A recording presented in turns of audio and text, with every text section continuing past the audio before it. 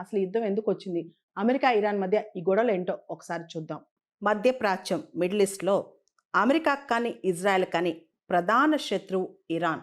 ఇక్కడ మనం చూస్తే గనక సౌదీ అరేబియా ఇంట్రెస్ట్‌లకి, ఇజ్రాయెల్ ఇంట్రెస్ట్‌కి ఇరాన్ ఒక పెద్ద థ్రెట్ అన్నమాట. ఇరాన్ ఎప్పుడు కూడా అమెరికాని, ఇజ్రాయెల్‌ని ఇరాన్ కూడా పెద్ద శత్రువులుగా భావిస్తాయి. ఇన్‌ఫాక్ట్ చెప్పాలంటే ఇరాన్ అమెరికాని బిగ్గర్ సాతాన్ అని, అదేవిధంగా ఇజ్రాయెల్‌ని స్మాలర్ సాతాన్ అని పిలుస్తుందన్నమాట. మధ్యప్రాచ్యంలో ఇరాన్ వల్లే ఎక్కువ అలజడులు జరుగుతున్నాయని చెప్పి అమెరికా అభిప్రాయం. ఉదాహరణకి హమాస్‌కి సపోర్ట్ చేయటం, హెజ్బుల్లాకి సపోర్ట్ చేయటం, హౌతీస్ సపోర్ట్ చేయటం, ఇవన్నీ ఒక పక్కనుంటే మరో పక్క ఇరాన్ యొక్క న్యూక్లియర్ ప్లాన్స్ అన్నమాట. మనందరికీ తెలుసు అమెరికా B-2 బాంబర్స్ వాడి ఇరాన్ యొక్క న్యూక్లియర్ ప్లాంట్స్ పైన అటాక్స్ కూడా చేసింది. అయినా కానీ అమెరికాకి అది సరిపోవట్లేదు. 2 సంవత్సరాల క్రితమే I2U10 అని అమెరికా ఒకటి స్టార్ట్ చేసింది. ఇండియా, ఇజ్రాయెల్, UAE, USA ఇది కూడా ఇరాన్ని చెక్ పెట్టడానికే.